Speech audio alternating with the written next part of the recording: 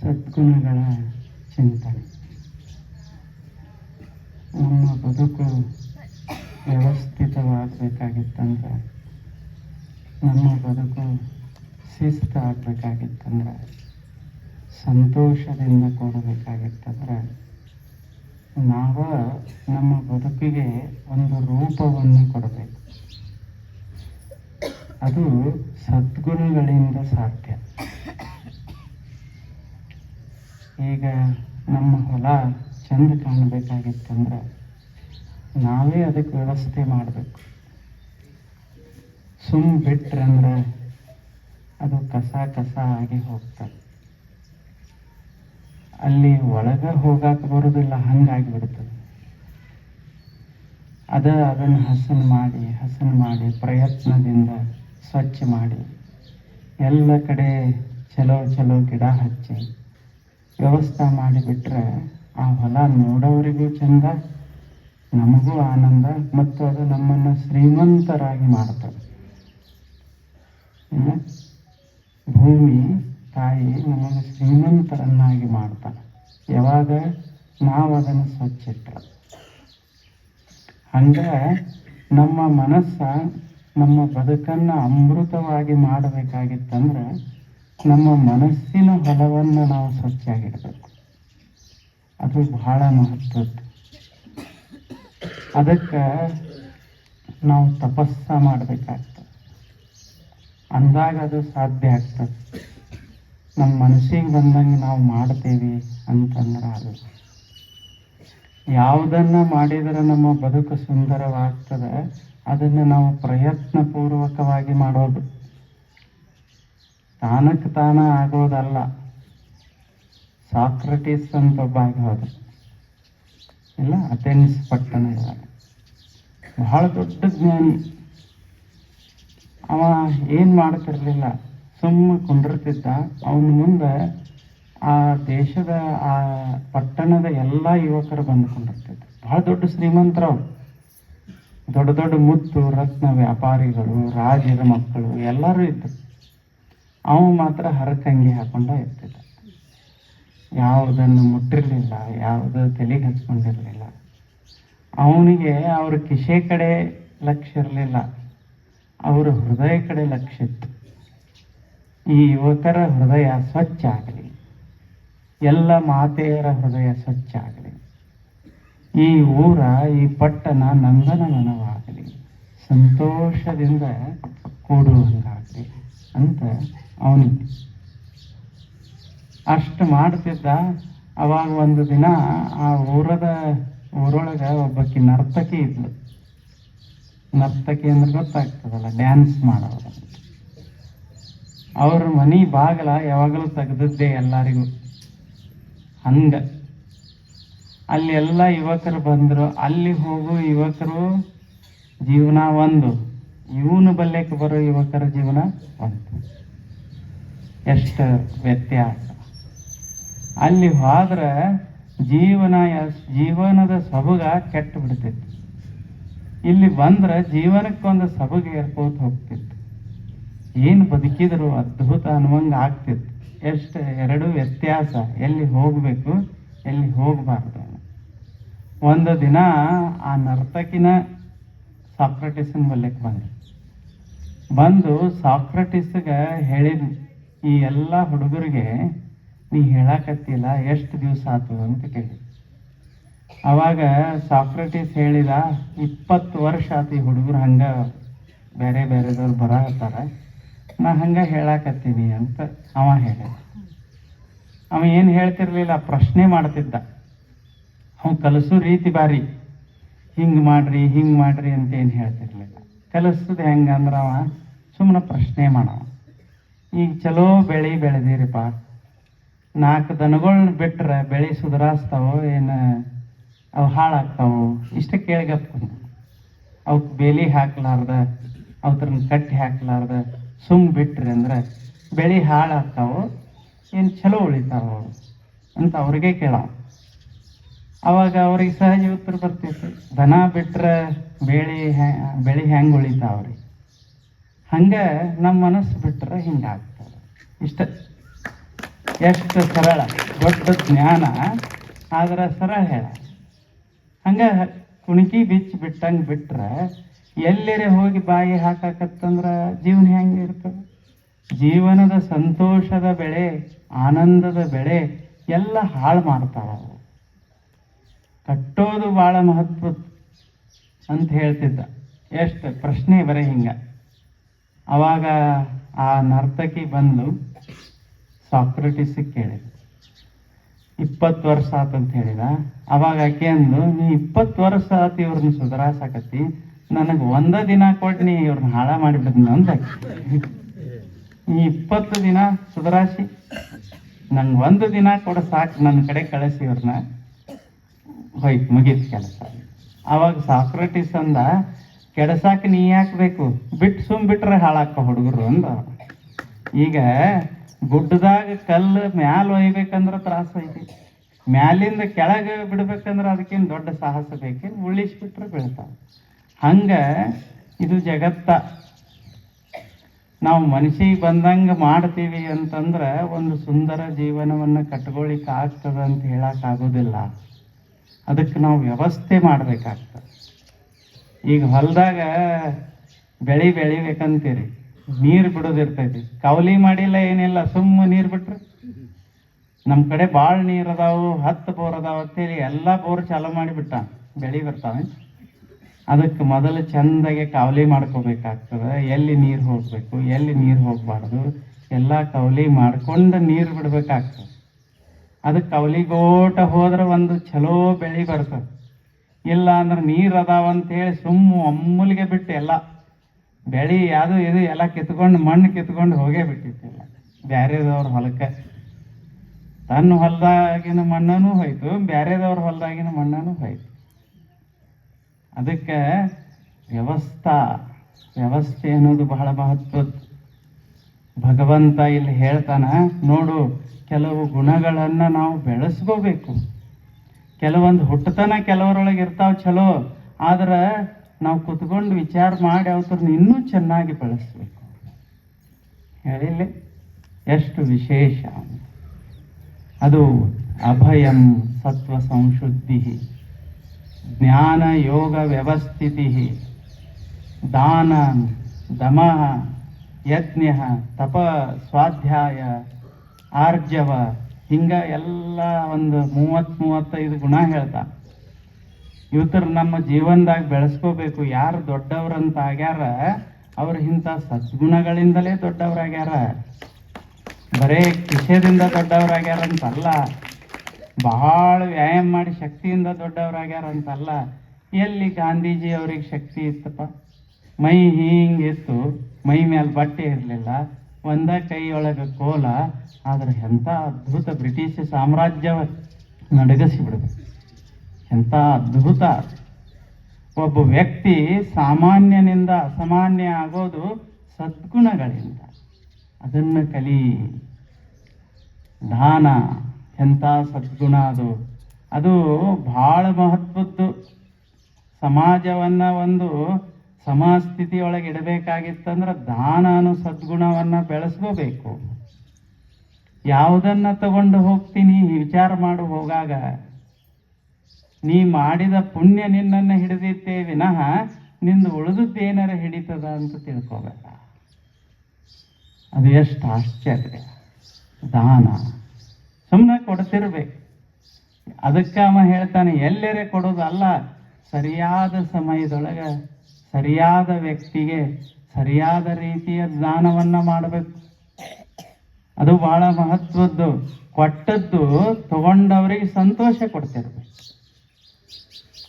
ಇವ ದಾನ ಮಾಡಿದ್ರೆ ತಗೊಂಡವ್ರ ಜೀವನ ಪರ್ಯಂತ ತಾಪ್ ಮಾಡ್ಕೊತ ಕುಂದ್ರೋದಲ್ಲ, ಅವರ ಜೀವನದೊಳಗೆ ಅದು ಸಂತೋಷ ಪಡಿಸ್ತಿರ್ತಾರೆ. ದಾನ ಮಾಡ್ತೀನಿ ಅಂತ ಹೇಳಿ ನೀವು ಅಕಸ್ಮಾತಾಗಿ ಬರ್ರಿ ನಾನು ನಿಮಗೆ ಒಂದು 100 ರೂಪಾಯಿ ಕೊಡ್ತೀನಿ ಅಂತಂದ್ರೆ ಎಷ್ಟು ಕೊಟ್ಟರೆ ಯಾರಿಗೆ ಸಮಾಧಾನ ಆಗಿತ್ತು? 10 ಲಕ್ಷ ಕೊಟ್ಟರೆ ಸಮಾಧಾನ ಆಗೈತೆ, 20 ಲಕ್ಷ ಕೊಟ್ಟರೆ ಸಮಾಧಾನ ಆಗೈತೆ. ಕೊಡ್ಕೋತ ಕೂತ್ರೆ ಯಾರಿಗೂ ಸಮಾಧಾನ ಆಗೋದಿಲ್ಲ. ಹಂಗಲ್ಲ ದಾನ ಅಂತಂದ್ರೆ ಸರಿಯಾದ ವ್ಯವಸ್ಥೆ, ಸರಿಯಾದ ಪಾತ್ರ, ಸರಿಯಾದ ಇದ್ರೊಳಗೆ ಹಸದ ಬಂದವನಿಗೆ ಒಂದು ತುತ್ತು ರೊಟ್ಟಿ ಕೊಡೋದು ದಾನ. ಹೊಟ್ಟೆ ತುಂಬಿ ನಾವು ಹಿಡ್ಕೊಂಡು ಬಂದು ನಿನಗೆ ಉಣಿಸ್ತೀನಿ ಬಾ ಅಂತ ಹೇಳಿ ಹೋಳಿಗೆ ಮಾಡಿ ಉಣಿಸಿದ್ರಲ್ಲಿ ಏನು ಅದೇನು ದಾನೇನು? ಅದು ಅವನಿಗರೆ ಹಿತಾನೋ ನಿನಗರೆ ಹಿತಾನೋ? ಕೆಟ್ಟ ಹಸ್ದಿರ್ಬೇಕು, ಅವ ಬಂದಿರಬೇಕು, ಅವನಿಗೆ ನೀ ಬರೇ ಒಂದು ಅರ್ಧ ರೊಟ್ಟಿ ಕೊಡ ಸಾಕು. ಅದು ಪಾತ್ರ, ಸತ್ಪಾತ್ರ ಅಂತಾರ. ಒಬ್ಬ ದೊಡ್ಡ ದಾಸೋಹಿ ಇದ್ದ. ದಾಸೋಹಿ ಅಂದ್ರೆ ಅವ ಜೀವನ ಪರ್ಯಂತ ಏನು ದುಡಿತಿದ್ದ ಅದನ್ನೆಲ್ಲ ಜನರಿಗೆ, ಬಂದವರಿಗೆ ಹೋದವರಿಗೆ ಉಣಿಸೋದು ತಿನ್ನಿಸೋದು ಎಲ್ಲ ಮಾಡ್ತಿದ್ದ. ಹಿಂದಕಿನ ಕಾಲ, ಈಗೇನು ಹೋಟೆಲ್ ಇರ್ತಾವ, ಎಲ್ಲರೇ ಯಾರೇ ಹೋಗ್ತಾರೆ. ಹಿಂದಕ್ಕೆಲ್ಲ ಧರ್ಮಛತ್ರ ಇರ್ಬೇಕಾಕೈತಿ. ಅವಾಗ ಅವ ಹಂಗೆಲ್ಲ ಮಾಡ್ತಿದ್ದ. ಒಂದು ದಿನ ಮಳೆ ಬರಾಕತ್ತಿತ್ತು, ಭಾಳ ಕತ್ಲೆ ಆಗಿತ್ತು. ಈಗಿನ ಗತ್ಲೆ ಏನು ಕರೆಂಟ್ ಇಲ್ಲ, ಲೈಟ್ ಇಲ್ಲ, ಏನಿಲ್ಲ. ಅದ ದೀಪ ಹಚ್ಚಬೇಕು, ಇಷ್ಟೆಲ್ಲ ಇರ್ತಿತ್ತು. ಅವ ಒಬ್ಬ ಪ್ರಯಾಣಿಕ ಊರಿಗೆ ಬಂದ. ಪಾಪ ಭಾಳ ಹಸಿವಾಗಿತ್ತು ಅವನಿಗೆ. ಏನು ಮಾಡಬೇಕು ಅನ್ನೋದ್ರಾಗ ಆ ಧರ್ಮಛತ್ರ ಅವನಿಗೆ ಗೊತ್ತಾಯ್ತು. ಇಲ್ಲಿ ಹೋದ್ರೆ ಸ್ವಲ್ಪ ಊಟಕ್ಕೆ ಸಿಗ್ತದ, ಒಬ್ಬ ಪುಣ್ಯಾತ್ಮ ಅದಾನ, ಅಲ್ಲಿ ಹೋಗೋಣ ಅಂತ ಹೋದ. ಹೋಗಿ ಪ್ರಸಾದ ಹಸು ಆಗ್ಯದ, ನಾನು ಬಾ ಅಂತ ಕುಂಡ್ರಿಸಿದ. ಮುಂದೆ ತಟ್ಟೆ ಇಟ್ಟು ಎಲ್ಲ ಅದ್ರಾಗ ನೀಡಿದ. ಇವ್ನು ಭಾಳ ಸಂತೋಷ ಆಯ್ತು, ಯಾಕೆ ಹಸ್ದಿದ್ದ. ಹಸ್ದಾಗ ಒಂದು ತುತ್ತು ಅನ್ನ ಎಷ್ಟು ಸಂತೋಷ. ಅದನ್ನು ಇಟ್ಟ ಇನ್ನೇನು ತಿನ್ಬೇಕು ಅನ್ನೋದ್ರಾಗ ಮಂತ್ರ ಹೇಳಂದೇವ. ನಮ್ಮ ಬಲ್ಲಿ ಒಂದು ಮಂತ್ರ ಹೇಳು ಅಂದ.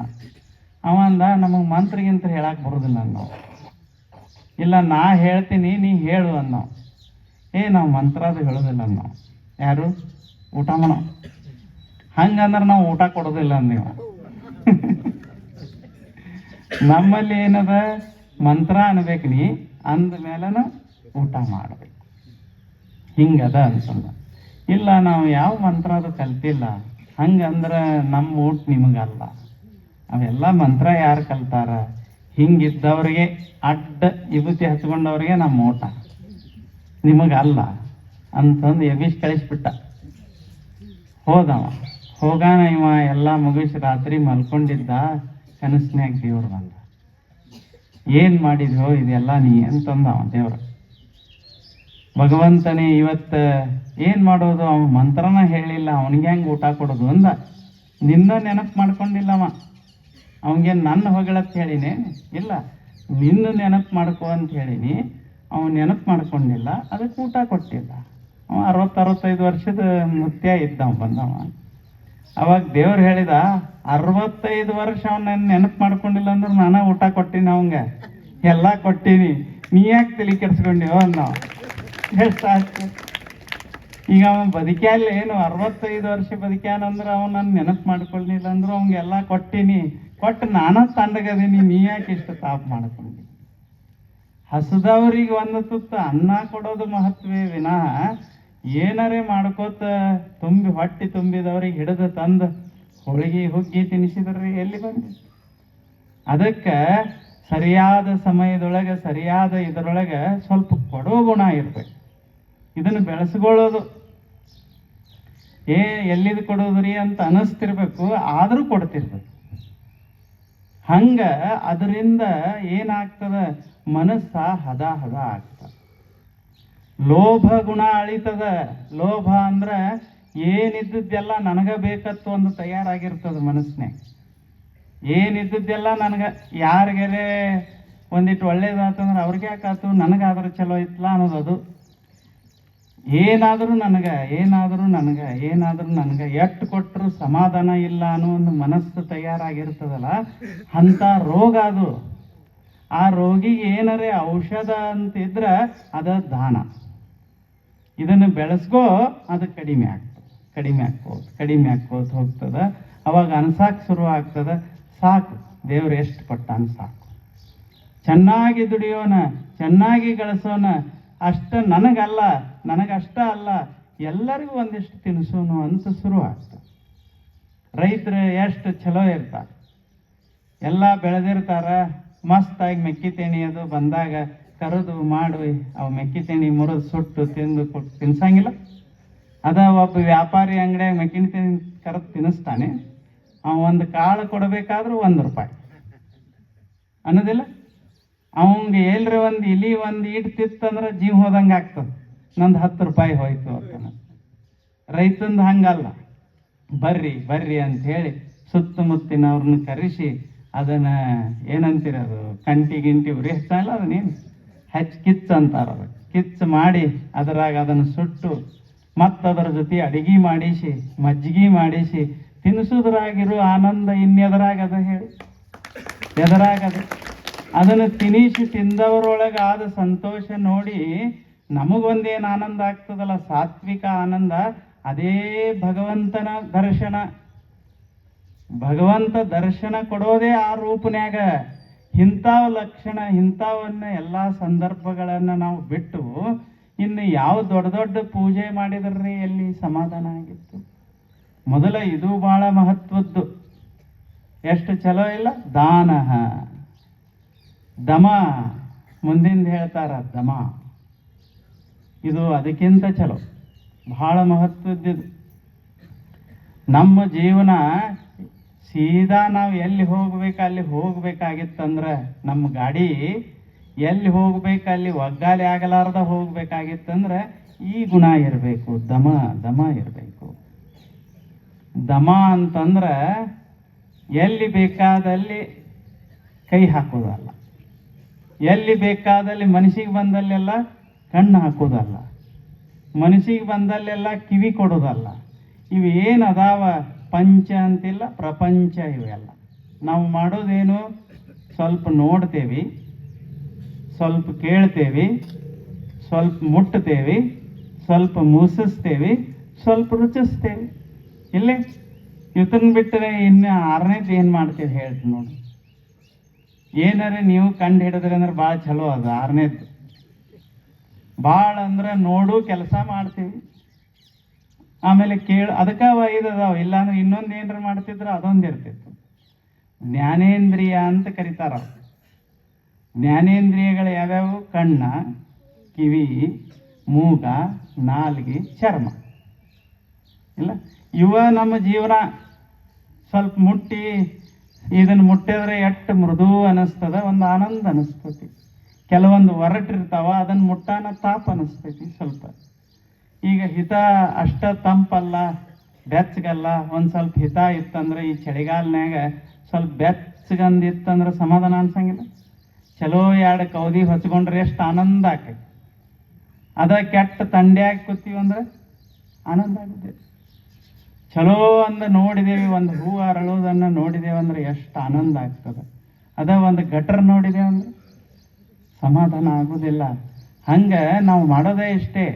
ಈ ಜಗತ್ತಿನಾಗ ಮಾಡೋದೇನು, ಒಂದಿಟ್ಟು ನೋಡ್ತೀವಿ, ಒಂದಿಟ್ಟು ಕೇಳ್ತೀವಿ, ಒಂದಿಟ್ಟು ಮುಟ್ತೀವಿ, ಒಂದಿಟ್ಟು ತಿಂತೇವಿ, ಒಂದಿಟ್ಟು ವಾಸನೆ ತಗೋತೀವಿ. ಇಷ್ಟು ಬಿಟ್ಟರೆ ನಾವು ಬ್ಯಾಡ ಅಂದ್ರೂ ಇವು ಮಾಡಬೇಕು. ಇರು ನಮ್ಮ ಜಗತ್ತಿನಾಗ. ನಮಗೆ ದೇವ್ರು ಏನು ಮಾಡ್ಯಾನ? ಇಂದ್ರಿಯಗಳನ್ನು ಕೊಟ್ಟಾನ. ಕಣ್ಣು ಕೊಟ್ಟಾನ, ಕಿವಿ ಕೊಟ್ಟಾನ, ನಾಲಿಗೆ ಕೊಟ್ಟಾನ, ಹೊರಗೆ ವಿಷಯಗಳನ್ನು ಇಟ್ಟಾನ. ನಾಲಿಗೆ ಕೊಟ್ಟು ಹೊರಗೆ ಹಣ್ಣ ಕಾಳದು ಇಟ್ಟಿದ್ದಿಲ್ಲ ಅಂದ್ರೆ ನಾಲಿಗೆ ತಗೊಂಡು ಏನು ಮಾಡೋದು? ಎಷ್ಟು ಥರ ರಸ ಇಟ್ಟಾನ. ನಿಂಬಿಕಾಯಿಯಾಗ ಹುಳಿ ಹುಳಿ ಹುಳಿ ತುಂಬ್ಯಾನ, ಎಷ್ಟು ಮಜಾ ಇಲ್ಲ. ಆಮೇಲೆ ಬೇನಕಾಯಾಗ ಕಹಿ ತುಂಬ್ಯಾನ, ಮಾವಿನಕಾಯಾಗ ಸಿಹಿ ತುಂಬ್ಯಾನ, ಬಾಳೆಹಣ್ಣ್ಯಾಗ ಅದು ಎಲ್ಲ ಥರ ಅದಾವ. ಉಪ್ಪು ಅದಾವ, ನೆಲ್ಲಿಕಾಯಾಗ ಉಪ್ಪು ತುಂಬ್ಯಾನ, ಇಷ್ಟೆಲ್ಲ ತುಂಬ್ಯಾನ. ಅದನ್ನು ತಂದು ನಮ್ಮ ನಾಲಿಗೆ ಒಳಗೆ ಇಟ್ಟರೆ ಸಾಕು, ಆನಂದ ಆಗ್ತದೆ. ಬರೇ ಉಪ್ಪು ಇಟ್ಟಿದ್ದಂದ್ರೆ ಮಜಾ ಬರ್ತೈತೆ? ಬರೇ ಸಿಹಿ ಇಟ್ಟಿದ್ದಂದ್ರೆ ಮಜಾ ಬರ್ತೈತೇನು? ಇಲ್ಲ. ಹಂಗೆ ಮಾಡಿಬಿಟ್ಟಾನಲ್ಲ, ಮತ್ತೆ ಅವತರನ್ನು ಕೂಡಿಸಿ ನೀವೇ ಹೆಂಗೆ ಬೇಕು ಹಂಗೆ ಮಾಡ್ಕೋರಿ ಅಂತ ಬಿಟ್ಟಾನ. ಅಡಿಗೆ ಮಾಡಾಗ ಒಬ್ರದ್ದು ಒಂದು ಥರ ಇರ್ತೈತಿ, ಒಬ್ರದ್ದು ಒಂದು ಥರ ಇರ್ತೈತಿ. ಇರೋದಿಲ್ಲ? ಒಬ್ರು ಮಾಡಿದ್ರೆ ಹಂಗೆ ತಿಂದ ಬಿಡ್ಬೇಕು ಅನ್ನಿಸ್ತಿರ್ತೈತಿ, ಒಬ್ಬೊಬ್ರು ಮಾಡಿದ್ರೆ ಬೇಡ ಬೇಡ ಊಟ ಅನ್ನಿಸ್ತಿರ್ತೈತಿ. ಇಲ್ಲ ಅಂದ್ರೆ ಎಷ್ಟು 100 ವರ್ಷ ಬದುಕಿದ್ರು ಬ್ಯಾಡ ಅನಿಸೋದಿಲ್ಲ. ಜೀವನ ಅಂದ್ರನ ಇದು ಏನದ? ನೋಡೋದು, ಕೇಳೋದು. ಹೊರಗೆ ರೂಪ ಅದಾವ, ನಮಗೆ ಕಣ್ಣು ಅದಾವ. ಹೊರಗೆ ಶಬ್ದ ಎಷ್ಟು ಥರ ಅದಾವ. ಹಕ್ಕಿ ಹಾಡ್ತಾವ, ಮನುಷ್ಯರು ಮಾತಾಡ್ತಾರ, ಎಷ್ಟು ಥರದ ಹಾಡು ಅದಾವ, ಎಲ್ಲ ಅದಾವ. ಅದನ್ನು ಕೇಳಾಕ ನಮ್ಗೆ ಕಿವಿ ಕೊಟ್ಟಾನ. ಒಂದೇ ಥರ ಶಬ್ದ, ಒಬ್ರದ್ದು ಒಬ್ರು ಹಂಗಿರಂಗಿಲ್ಲ. ನೀವು ಸುಮ್ ಕಣ್ಣು ಮುಚ್ಚಿ ಕೇಳ್ರಿ, ಯಾರೇ ಒದರಿದ್ರ ಇವರ ಒದರ್ಯಾರ ಅಂತ ಹೇಳ್ಬೋದು. ಹೇಳ್ತೇವೆ ಯಾಕೆ? ಅವ ಎಲ್ಲರದು ಬೇರೆ ಶಬ್ದ. ಈಗ ನಾ ಮಾತಾಡಾಗ ನೀವು ನೋಡಿಲ್ಲ ಅಂದ್ರು ನನ್ನ ಶಬ್ದ ಕೇಳಿದ್ರೆ ಇವ್ರು ಬಂದರು ಅಂತ ಹೇಳ್ತೀವಿ. ಎಷ್ಟು ಮಜಾ, ಒಬ್ರಂಗೊಬ್ರದ್ದು ಇಲ್ಲ, ಹಂಗೆ ಮಜಾ ಐತಿ ಜಗತ್ತ. ಆದ್ರೆ ಇದು ಮಜಾ ಅಷ್ಟ ಅಲ್ಲ, ಸಿಕ್ ಹಾಕಿಸ್ತದ, ಅವನ್ಮೇಲೆ ಸಿಕ್ ಹಾಕಿಸ್ತದ. ವಿಷಯವೆಂಬ ಹಸುರನೆನ್ನ ಮುಂದೆ ಪಸರಿಸಿದಿರಯ್ಯ, ಪಶುವೇನು ಬಲ್ಲುದು ಹಸರೆಂದೆಳಿಸುವುದಲ್ಲದೆ. ಎಷ್ಟು ಚಲೋ ಹೇಳ್ತಾರ. ಈ ಜಗತ್ತ ಬರೇ ಚಂದದ ಅಂತಲ್ಲ, ಅದ್ಭುತದ ಇಲ್ಲಂತಲ್ಲ, ಆದ್ರೆ ಎಚ್ಚರಿಕೆಯಿಂದ ನಡಿಲಿಕ್ಕಂದ್ರೆ ಬಿಳಿಸೇ ಬಿಡ್ತದೆ ದೊಡ್ಡ ದೊಡ್ಡವ್ರನ್ನ.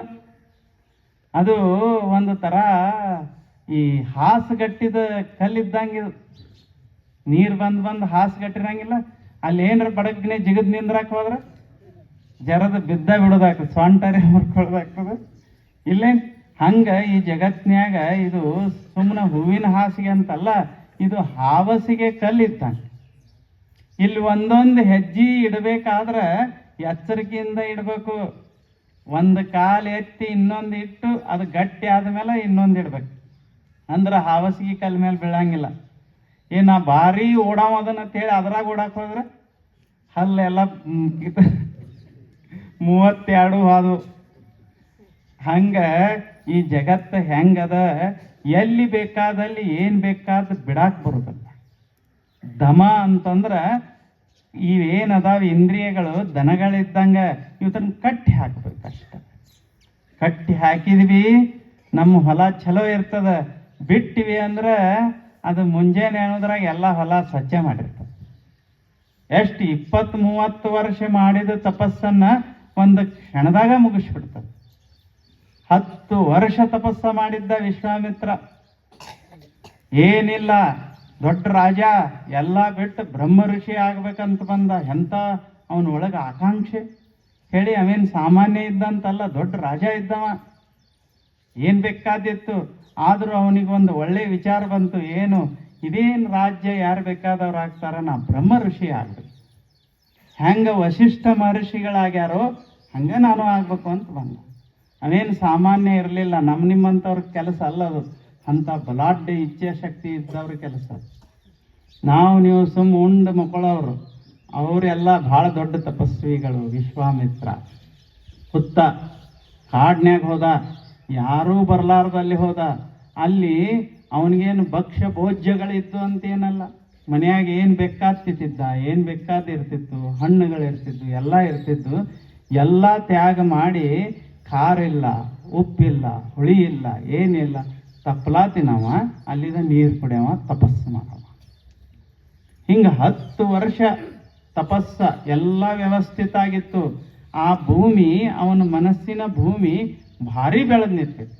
ಇನ್ನೇನು ಕಟಾವು ಮಾಡಿ ರಾಶಿ ಮಾಡ್ಬೇಕಷ್ಟ. ಈಗ ನಿಮ್ಮ ಹೊಲದಾಗ ಭಾರಿ ಬೆಳೆದು ನಿಂತಿರ್ತದ, ಎಲ್ಲ ಸರಿಯಾಗಿ ಮಳೆ, ಸರಿಯಾಗಿ ಬೆಳೆ, ಸರಿಯಾಗಿ ಗಾಳಿ ಎಲ್ಲ ಆಗಿ ಮಸ್ತ್. ಈ ಸಲ ನೋಡು, ಎಕರೆಗೆ 20 ಕ್ವಿಂಟಲ್ 30 ಕ್ವಿಂಟಲ್ ಗೊಂಜಾಳ ಅಂತ ಆಗಂಗೆ ತಯಾರಾಗಿ ನಿಂತಾಗ ಎಷ್ಟು ಸಂತೋಷ ಆಗ್ತದೆ, ಆಗೋದಿಲ್ಲ? ಅದೇನು ಸುಮ್ಮಾಗಿರ್ತದೆ, ನಿಮ್ದೆಲ್ಲ ಪರಿಶ್ರಮ ಇರ್ತದ. ಅದನ್ನು ಮೊದಲು ಹೊಲ ಸ್ವಚ್ಛ ಮಾಡಿರ್ತೀರಿ, ಅದ್ರಾಗೆಲ್ಲ ಆಮೇಲೆ ಬಿತ್ತಿರ್ತೀರಿ, ಆಳುಗಳನ್ನ ಹಿಡ್ಕೊಂಡು ಬರೋದು, ಸರಿಯಾದ ಸಮಯದಾಗ ನೀರು ಬಿಡೋದು, ಗೊಬ್ಬರ ಕೊಡೋದು, ಕರೆಂಟ್ ಯಾವಾಗ ಬರ್ತಾವೋ ಏನೋ, ರಾತ್ರಿ ಬಂದ್ರೆ ರಾತ್ರಿ ಹೋಗಿ ಬಿಡೋದು. ಇದು ದೊಡ್ಡ ತಪಸ್ಸಲ್ಲೇನಿದೆ? ಇಷ್ಟೆಲ್ಲ ತ್ರಾಸ ಪಟ್ಟು ಪಟ್ಟು ಪಟ್ಟು ಬೆಳೆಸಿದಂಥ ಬೆಳೆಯನ್ನ ಯಾವುದ್ರೆ 4 ದನ ಬಂದು ತಿಂದ್ರೆ ಹೆಂಗೆ ಆಗ್ತದೆ? ಸುಮ್ಮನೆ ಒಂದು ದಿನ ಇವ ಅಂದ, ಇವತ್ತೇನು ಹೋಗಿ ಕಾಯೋದು ಬಿಡು, ಇವತ್ತೊಂದು ದಿನ ಮಕ್ಕೊಳ್ಳು ಅಂತ ಮಕ್ಕೊಂಡ. ಮುಂಜಾನೆ ಹೇಳೋದ್ರಾಗ ಒಂದು 10 ದನ ಬಂದು ಮುಗಿಸೇ ಬಿಟ್ಟಿತ್ತು. ಮುಗೀತಲ್ಲ, ಇನ್ನೇನು ಹೊಳ್ಳಿ ಸಿಗ್ತದೆ ಏನದು? ಆ 3 ತಿಂಗಳದ ತಪಸ್ಸ ಅಲ್ಲಿ ಹೋಗಿಬಿಡ್ತ. ಹಂಗೆ ಇವನು ಹೊಲ ತಯಾರಾಗಿ ನಿಂತಿತ್ತು. ಯಾರ್ದು? ವಿಶ್ವಾಮಿತ್ರನ ಹೊಲ ತಯಾರಾಗಿ ನಿಂತಿತ್ತು. ಅಲ್ಲಿ ಅವಾಗ ಇವನು ಆಗಿತ್ತಲ್ಲ, ಇಂದ್ರಿಗೆ ಶುರುವಾತ. ಯಾವಾಗಲೂ ಯಾರ್ಯಾರ ತಪಸ್ಸು ಮಾಡಿದರೆ ಇಂದ್ರಿಗೆ ತಾಪ ಶುರುವಾಗ್ತದೆ. ಅವ ಅಂದ, ಇವ್ ಎಲ್ಲಿ ನಮ್ಮ ಕುರ್ಚಿ ಸಲುವಾಗಿ ಮಾಡಾಕತ್ತಾನೋ ಏನೋ, ಇವನು ಕೆಡಿಸಿಬಿಡೋನು ಅಂದ. ಕೆಡಿಸೋದು ಹೆಂಗೆ? ಭಾಳ ಸರಳ, ಕಳಿಸಿಬಿಟ್ಟ ಒಬ್ಬರನ್ನ. ಕಳಿಸಿದ ಎಲ್ಲದಾನ ಕಾಡ್ನ್ಯಾಗ ಅದಾನ. ಅಲ್ಲಿ ಎಷ್ಟು ವರ್ಷ ತಪಸ್ಸು ಮಾಡ್ಯಾನ? 10 ವರ್ಷ ತಪಸ್ಸು ಮಾಡ್ಯಾನ. ಹುಳಿ ತಿಂದಿಲ್ಲ, ಖಾರ ತಿಂದಿಲ್ಲ, ಉಪ್ಪು ತಿಂದಿಲ್ಲ, ಏನಿಲ್ಲ, ತಪ್ಪಲ ಅದ ನೀರು ಕುಡ್ದದಾನ. ಅವ್ರು ಬಂದ ಮುಂದೆ ಒಂದು ಸ್ವಲ್ಪ ಕುಣಿದ್ರು. ಇವನ್ ಕಿವಿಗೆ ಒಂದು ಶಬ್ದ ಹೋತು. ಕಣ್ಣು ಮುಚ್ಚಿದ್ದವ, ಆದ್ರೆ ಕಿವಿಯಿಂದ ಗೆಜ್ಜಿ ಸಪ್ಪಳ ಕೇಳಿಸ್ತು. ಒಳಗೆ ಹೋದಾಗ ಆ ಸಪ್ಪಳ ಕೇಳಿಸ್ತಲ್ಲ, ಅವ ಕಿವಿ ಅನ್ನೋದು ಏನು ಒಂದು ಅವನ ಇದು ಇತ್ತು, ಕಟ್ಟಿ ಹಾಕಬೇಕಾಗಿತ್ತು. ಅದನ್ನು ಕೇಳಿ ಎಲ್ಲ ಇದು ಆ ಕಡೆ ಬಿಡುವುದಲ್ಲ. ಯಾಕೆ? ನಾ ತಪಸ್ಸು ಮಾಡಕ್ಕೆ ಬಂದೀನಿ, ಎಂಥ ಗೆಜ್ಜಿ ಸಪ್ಪಳು ಕೇಳಿದ್ರೆ ಏನು, ನಮ್ಮ ದನಗಳನ್ನ ಆ ಕಡೆ ಬಿಡುವುದಲ್ಲ ಬಿಡುವುದಲ್ಲ ಅಂತ ಕಟ್ಟಿ ಹಾಕಿದ್ದ. ಅದು ದಮ. ಅದು ಹೋಗಲಿ ನೋಡೋಣ ಒಂದಿಟ್ಟು ಏನಾಗ್ತದ ಅಂತ ಹೇಳಿ ಕಿವಿ ಸಡ್ಲು ಬಿಟ್ಟ. ಅದು ಸಪ್ಪಳು ಕೇಳಿಸ್ತು. ಮನಸ್ಸಿನ್ಯಾಗ ಸಣ್ಣಗೆ ಶುರುವಾತು. ಏನಂತ? ಯಾರಿರ್ಬೋದು ಇಷ್ಟು ಚಲೋ ಗೆಜ್ಜಿ ಸಪ್ಪಳು ಕೇಳಿಸ್ತದಂದ್ರೆ ನೋಡಕ್ಕೆ ಹೆಂಗಿರ್ಬೇಕು ಅಂತ ಒಳಗೆ ಶುರುವಾತು. ಅದು ಶುರುವಾಗಿ ಅದು ಒಂದು ದನ ಬಿಚ್ಕೋತ, ಕಣ್ಣನು ದನ ಬಿಚ್ಕೋತು. ಅದು ಹಿಂಗೆ ತೆಗೆದು ನೋಡಿ ಮುಚ್ಚಿದ. ಒಳಗೆ ಬಂದ್ಬಿಟ್ಟಿತ್ತು, ಹೊರಗಿರ್ಲಿಲ್ಲ. ಅವ ಅಂದ, ಮತ್ತ ದೇವಲೋಕದಿಂದ ಬಂದಿದ್ರು ಅವರು. ಇವ ಕಣ್ಣು ಮುಚ್ಚಿದ, ಒಳಗೆ ಹೊಕ್ಕಿತ್ತಲ್ಲ, ಅದು ಮುಗಿಯಿತು ಕತಿ. ದಮ ಅನ್ನೋದು ಹೋಯ್ತು. ಅವಾಗ ಅವ ಅಂದ, ಇನ್ನೇನು ತಪಸ್ಸು ಮಾಡಿದ್ರೆ ನಡೀತದ, ಇವ್ರು ಹೊಳಿ ಸಿಗ್ಬೇಕಲ್ಲ ಅಂದವ. ಇನ್ನು ಇವ್ರು ಆದ್ರೆ ಹೊಳಿ ಸಿಗ್ಬೇಕಲ್ಲ, ಏನು ಆಮೇಲೆ ಬೇಕಾ ಮತ್ತೊಂದು ತಾಸು ತಪಸ್ಸು ಮಾಡಿದ್ರು ಆತ ಹೇಳಿ ತೆಗೆದು ಕಣ್ಣ ಮುಗಿತಲ್ಲ. 10 ವರ್ಷದ ಬೆಳೆ ಎಲ್ಲ ಒಂದು ಕ್ಷಣದಾಗ ನಾಶ ಆಗಿಬಿಟ್ಟಿತ್ತು. ಹಂಗ ನಾವು ಜೀವನದೊಳಗೆ ಆನಂದದಿಂದ ಸಂತೋಷದಿಂದ ಇರಬೇಕಾಗಿತ್ತಂದ್ರೆ ದಮ ಭಾಳ ಮಹತ್ವದ್ದು. ಕಣ್ಣು ಎಲ್ಲೆರೆ ನೋಡ್ತಿದೆ ಅಂತ ಎಲ್ಲೆರೆ ಬಿಟ್ಟರೆ ಆಗ್ತದೆ.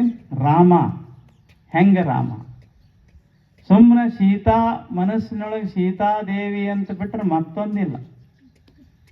ಎಷ್ಟು ಅದ್ಭುತ ಇರ್ಬೇಕು. ರಾಜ ಅವ. ರಾಮ ಅಂದ್ರೆ ಅಯೋಧ್ಯ ಪಟ್ಟಣದ ರಾಜ. ಈಗಿನ ಗತ್ಲೆ ನೇಮ್ ಇರಲಿಲ್ಲ. ರಾಜ ಅಂದ್ರೆ 10 ಮಂದಿ 12 ಮಂದಿ ಲಗ್ನ ಆಗ್ಬೋದು. ಆದ್ರೆ ಏನಿಲ್ಲ ತಲೆ ಒಳಗೆ, ಬರೀ ರಾಮ ಅಂತಂದ್ರೆ ಅವನ ಮನಸ್ಸಿನಾಗ ಹೊಕ್ಕ ನೋಡಿದ್ರೆ ಯಾರೂ ಇಲ್ಲ. ಎಲ್ಲರೂ ಅಕ್ಕ ತಂಗಿಯರು, ಎಲ್ಲರೂ ತಾಯಂದಿರು, ಬರೇ ಸೀತಾದೇವಿ. ಎಂಥ ಪುರುಷ ಇರಬೇಕು ರಾಮ. ಸುಮ್ಮನೆ ರಾಮ ಅದೇ 14,000 ವರ್ಷ ಆಳಿದ ಅಂತ ಬರ್ದಾರ. ಎಷ್ಟು ವರ್ಷ? 14,000 ವರ್ಷ ಅಯೋಧ್ಯೆ ಪಟ್ಟಣವನ್ನ ಆಳಿದ ರಾಮ. ಆದ್ರೆ ಒಂದು ದಿನ ಅವನ ಕಣ್ಣು ಬೇರೆ ಕಡೆ ಹೋಗ್ಲಿ. ರಾಮ ಒಂದು ದಿನ ಅವನ ಕೈಯ ಬೇರೆ ಕಡೆ ಆಡ್ಲಿಲ್ಲ. ಹಂಗ ಅದು ದಮ. ಅದು ಇತ್ತು ಅಂದ್ರೆ ನಮ್ಮ ಮನೆ ಚಲೋ ಇರ್ತದ, ನಮ್ಮದು ಎಲ್ಲ ವ್ಯವಸ್ಥೆ ಚಲೋ ಇರ್ತದ. ಇನ್ನು ಎಲ್ಲೆರೆ ಸಡ್ಲು ಬಿಟ್ಟಿವಿ ಅಂದ್ರೆ ಏನಾಕೈತೆ ಹೇಳೋದಾಗೋದಿಲ್ಲ. ಊರ ಮುಂದಿನ ಬಾವಿ ಯಾರ ತೋಡಿದರೆ? ಎಷ್ಟು ಚಲೋ ಬರೋದಿಲ್ಲ? ಊರ ಮುಂದಿನ ಬಾವಿ ಯಾರ ತೋಡಿದರೇನ, ಕಾಲ ಜಾರಿದ್ರೆ ಕೈಲಾಸ. ನಾರಿಯ ಅಂದ್ರೆ ಎಲ್ಲರೂ ಬಂದ್ರದ್ರಾಗ. ಬರೀ ನಾರಿಯ ಅಂತಲ್ಲ, ಈ ಗಿರಕ್ಕೆ ಎಲ್ಲಿ ಬೇಕಾದಲ್ಲಿ ಹೋಗ್ಬೇಕಂತ ಹಿಂಗಲ್ಲ. ನಾರಿಯ ಮನವ ಜಾರಿದರೆ ವನವಾಸ. ಇಲ್ಲೇ ವನವಾಸ ಎಷ್ಟು ಅದ್ಭುತ ಇದೆ. ಊರ ಮುಂದಿನ ಬಾವಿ ಯಾರ ತೋಡಿದ್ರೇನು, ನಾನ ತೋಡಿನಿ ಅಂತ ಹೇಳಿ ಯಾಕಡ್ರೆ ಹೋಗಿ ಕಾಲು ಜಾರಿದ್ರೆ ನಿನ್ನೂ ಮುಗಿಸೇ ಬಿಡ್ತದ. ನಾ ತೋಡಿದ ಬಾವಿ ಇರಲಿ, ಯಾರು ತೋಡಿದ ಬಾವಿಯರೇ ಇರಲಿ, ಅದು ಬಾವಿ. ಅದಕ್ಕೆ ಮೆಟ್ಲಿಲ್ಲ. ಅದು ಭಾಳ ಆಳದ. ಹೆಂಗೆ ತಲೆ ಕೆಳಕ್ಕೆ ಮಾಡಿ ಬಿದ್ದರೆ ಏನಾಕೈತೆ ಹೇಳಕ್ಕಾಗೋದಿಲ್ಲೋ. ಒಂದು ಕ್ಷಣ ಮನವ ಜಾರಿದರೆ ವನವಾಸ. ಮುಗಿಯಿತು ವನವಾಸ. ರೇಣುಕಾದೇವಿದಾಗಲಿಲ್ಲ. ಮಹಾತಪಸ್ವಿ ರೇಣುಕಾದೇವಿ ಸಾಮಾನ್ಯನಲ್ಲ. ಹೆಂಗೆ ಪತಿವ್ರತೆ ಇದ್ಲಂದ್ರೆ ರೇಣುಕಾದೇವಿ ಸುಮ್ಮನೆ ಹಿಂಗೆ ನೀರು ತರಕ್ಕೆ ಹೋಗ್ತಿದ್ಲು. ಉಸುಕ ಬರ್ದಾರದ್ರಾಗ ಉಸುಕಿರೋದಿಲ್ಲ. ಉಸುಕಿಲೆ ಕೊಡ ಮಾಡಿದ್ರೆ ಕೊಡ ಆಗಿಬಿಡ್ತಿತ್ತು. ಅಲ್ಲೇ ಹೋಗಿ ಮಾಡೋದು ಕೊಡ. ಅದರಾಗ ನೀರು ತಗೊಂಡು ಬರ್ತಿದ್ಲು. ಹಂಗೆ ತಪಸ್ ಶಕ್ತಿ ಇತ್ತು. ರೇಣುಕಾದೇವಿ.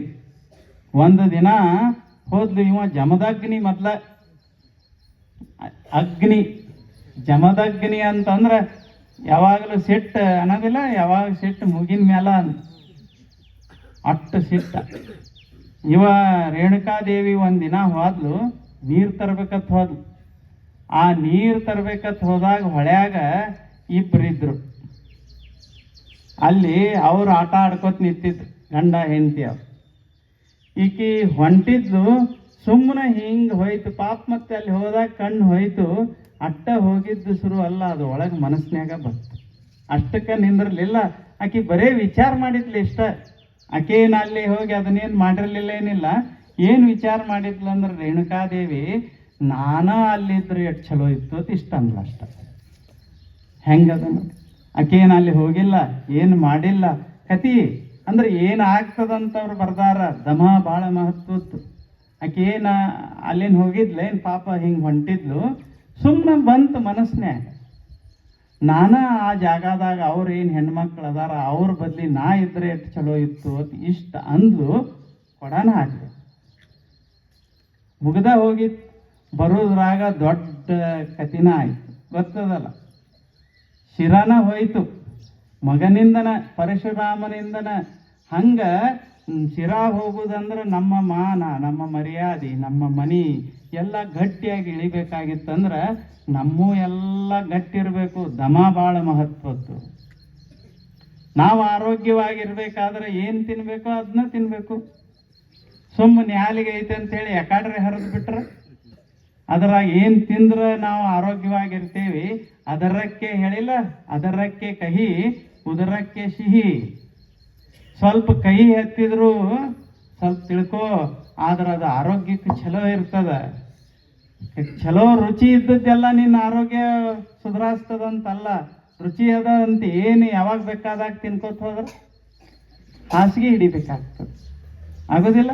ಅದಕ್ಕೆ ಇವು 5 ಏನದಾವಲ್ಲ, ಏನು ಶಬ್ದ, ಸ್ಪರ್ಶ, ರೂಪ, ರಸ, ಗಂಧ. ಇಲ್ಲಿ ಕಣ್ಣ, ಕಿವಿ, ನ್ಯಾಲ್ಗಿ, ಇಲ್ಲ ಮೂಗ ಮತ್ತು ಚರ್ಮ. ಅವು ಒಂದು ಸ್ವಲ್ಪ ಹಿಡಿತ್ನ್ಯಾಗಿದ್ರೆ ಜೀವನ ಏನಿರ್ತದೆ ಚಲೋ ಇರ್ತದೆ. ಇಲ್ಲ ಅಂದ್ರೆ ಎಲ್ಲಿ ಸಿಕ್ಕೋತೇವೋ ಹೇಳಕ್ಕೆ ಬರೋದಿಲ್ಲ, ಎಲ್ಲಿ ಗದ್ದಲಾಗ್ತದೋ ಹೇಳಕ್ಕೆ ಬರೋದಿಲ್ಲ. ಆಮೇಲೆ ಚಲೋ ಇದ್ದ ಸಂಸಾರ ಒಂದು ಕ್ಷಣದೊಳಗೆ ಒಡೆದು ಹೋಗ್ಬಿಡ್ತದೆ. ಅದಕ್ಕೆ ಇಲ್ಲಿ ಗುರು ಹೇಳ್ತಾನ, ದಮ ಎಷ್ಟು ಚಲೋ ಅದ ಇದು ದಮೆ. ಇದು ಎಲ್ಲ ಸಾಧಕರಿಗೆ ಹೇಳ್ತಾರೆ. ಸಾಧನ ಚತುಷ್ಟಯ ಅಂತ ಬರ್ತಾವ. ಸಾಧನ ಚತುಷ್ಟಯದೊಳಗೆ ಷಡ್ಗುಣ ಸಂಪತ್ತಿಗಳು ಬರ್ತಾವ. 6 ಗುಣ ಇರಬೇಕು ಒಬ್ಬ ಸಾಧನೆ ಮಾಡೋವನೊಳಗೆ ಅಂತ ಹೇಳಿ. ಮೊದಲಿಗೆ ಹಿಡಿದ ಶಮೆ, ದಮೆ, ಇವೆರಡು ಹಿಡ್ತಾ. ಶಮೆ ಅಂತಂದ್ರೆ ಮನಸ್ಸು ಹರಿಲಾರ್ದಂಗೆ ಮಾಡೋದು. ದಮೆ ಅಂತಂದ್ರೆ ಇಂದ್ರಿಯಗಳ ಹರಿಲಾರ್ದಂಗೆ ಮಾಡೋದು. ಬಹಳ ಮಹತ್ವದ್ದೇವು ಇವ. ಹರಿದು ಅಂದ್ರೆ ಏನು ಗದ್ದಲ ಮಾಡ್ತಾವ ಹೇಳಕ್ಕಾಗೋದಿಲ್ಲ. ಸ್ವಲ್ಪ ಈಗಿಂದ ರೂಢಿ ಹಾಕೋ, ಸ್ವಲ್ಪ ಗಟ್ಟಿ ಹಿಡಿ. ಎಲ್ಲಿ ಏನು ಮಾಡಬೇಕು ಅಷ್ಟೇ ಮಾಡುವಂಗೆ ನೋಡು. ಇಷ್ಟು ಮಾಡಿದ್ರೆ ಸಾಕು, ಆರಾಮಿರ್ತದೆ ಜೀವನ. ಒಂದಿಷ್ಟು ಸಂಪತ್ತು ಕಡಿಮೆಯೋ ಸಂಪತ್ತು ಹೆಚ್ಚು, ಧೈರ್ಯ ಇರ್ತದೆ ಒಳಗೆ, ಇರೋದಿಲ್ಲ. ಅದಕ್ಕೆ ಇದಕ್ಕೇನಂದ್ರು ದಮೆ. ಎಷ್ಟು ಎಲ್ಲಿ ಕೈ ಹಾಕ್ಬೇಕು ಅಲ್ಲಿ ಕೈ ಹಾಕಬೇಕು. ಎಲ್ಲ ಗುಡಿದ ಕಾರ್ಬಾರ್ ಕೊಟ್ಟಾರ ಅಂತ ಹೇಳಿ ಕಿಶೆದಾಗ ಹಾಕೊಂಡ್ರೆ ಅದು ದಮೆ ಅಲ್ಲ, ಅದು ತಿಳಿತಿಲ್ಲ. ಹೆಂಗೆ ಅನಿಸ್ಬೇಕು, ಇವ್ರ ಕೈಯಾಗ ಕಾರ್ಬಾರ್ ಕೊಟ್ರೆ ನಿಶ್ಚಿಂತೆಯಾಗಿರ್ಬೇಕು ಜನ, ಹಂಗೆ ಅನಿಸ್ಬೇಕು. ಇವ್ರ ಕೈಯಾಗ ಕೊಟ್ರೆ ಮುಗಿತಪ್ಪ, ಏನು ಮಾಡ್ತಾರೆ ಹೇಳಕ್ಕಾಗೋದಿಲ್ಲ. ಎಲ್ಲ ಅರ್ಧಂಬರ್ಧ ಅಂತಂದ್ರೆ ಅಲ್ಲಿನ ಒಂದು ಒಳ್ಳೆ ಕಾರ್ಯ ಆಗಕ್ಕೆ ಸಾಧ್ಯ ಇದೆ. ಒಂದು ಸಲ ನೋಡ್ತಾರೆ, 2ನೇ ಸಲ ಅದರೊಳಗಿನ ಶ್ರದ್ಧೆ ಹೋಗಿಬಿಡ್ತದೆ, ಹೋಗೋದಿಲ್ಲ. ಅದಕ್ಕೆ ಎಲ್ಲ ಕಡೆ ಭಾಳ ಮಹತ್ವದ ನ್ಯಾಯ ಅಂತ ಇರ್ತದೆ. ನ್ಯಾಯ ಅಂತಂದ್ರೆ ಅದರ ಅರ್ಥ ನಮಗೆ ಚಲೋರೇ ಆಗಲಿ ಕೆಟ್ಟರೇ ಆಗಲಿ, ನ್ಯಾಯ ಅಂದ್ರೆ ನ್ಯಾಯ. ಅದು ನಮ್ದು ಹೆಂಗೆ, ನಮಗೆ ಚಲೋ ಆದ್ರೆ ಅಟ್ಟ ನ್ಯಾಯ, ಇಲ್ಲಿಕಂದ್ರೆ ಅನ್ಯಾಯ. ಹಿಂಗೆ ನಡೆದದ ನಮ್ದು. ಇದಕ್ಕೆ ದಮೆ ಅನ್ನೋದಿಲ್ಲ. ಅಂದ್ರೆ ಏನದ, ಒಂದು ನಿಯಮ ಇರ್ತದ. ಆ ನಿಯಮದ ಪ್ರಕಾರ ಈಗ ಹೊಲ ಅಳ್ಯಾಕೆ ಬಂದ್ರಪ್ಪ, ಬರೋಣ ನಮ್ಮ ಹೊಲ ಒಂದಿಟ್ಟು ಹೋಗಿತ್ತಂದ್ರೆ ನೀತಿ ಪ್ರಕಾರ ಹೋಗಿತ್ತಂದ್ರೆ ಸರಿ, ಹೌದಿಲ್ಲ. ಇಲ್ಲ ನಮ್ದು ಹೋಗೈತೆ ಅಂದ್ರೆ ಅನ್ಯಾಯ ಮಾಡ್ಯಾರ ಅಂತಂದ್ರೆ ಎಷ್ಟು ಆಶ್ಚರ್ಯ. ನ್ಯಾಯ ಮಾಡೋರು ಹಂಗೆ ಇರ್ಬೇಕು, ಯಾ ಮುಖ ನೋಡಿ ನ್ಯಾಯ ಮಾಡಬಾರ್ದು. ಅದಕ್ಕೆ ನ್ಯಾಯ ದೇವತೆ ಕಣ್ಣಿಗೆ ಪಟ್ಟಿ ಕಟ್ಟಿರ್ತಾರೆ ನೋಡಿರಿ. ಅದರ ಅರ್ಥ ಯಾರೇ ಬರೋಲ್ಲ ಹಾಕಿದ್ರಿಗೆ, ಶ್ರೀಮಂತರರೇ ಬರಲಿ, ಬಡವರರೇ ಬರಲಿ, ಸ್ತ್ರೀಯರೇ ಬರಲಿ, ಪುರುಷರೇ ಬರಲಿ, ನ್ಯಾಯ ಇರ್ಬೇಕು. ನ್ಯಾಯ, ಇವ್ರಿಗೊಂದು ನ್ಯಾಯ ಹಂಗಲ್ಲ. ಒಂದು ತಕ್ಕಡಿ ಅಂದ್ರೆ ಹೆಂಗಿರ್ತಾವ, ಎರಡು ಇರಂಗಿಲ್ಲ, ಅದಕ್ಕೆ ಪರಡಿ. ಅದರ ಅರ್ಥ ಇಲ್ಲಿ ನೀವು 1 kg ಇಟ್ಟರೆ ಈಚೆ ಕಡೆ 1 kg ಇಟ್ಟಾಗ ಸಮ ಆಕೈತೆ, ಅದು ಆಗೋದಿಲ್ಲ.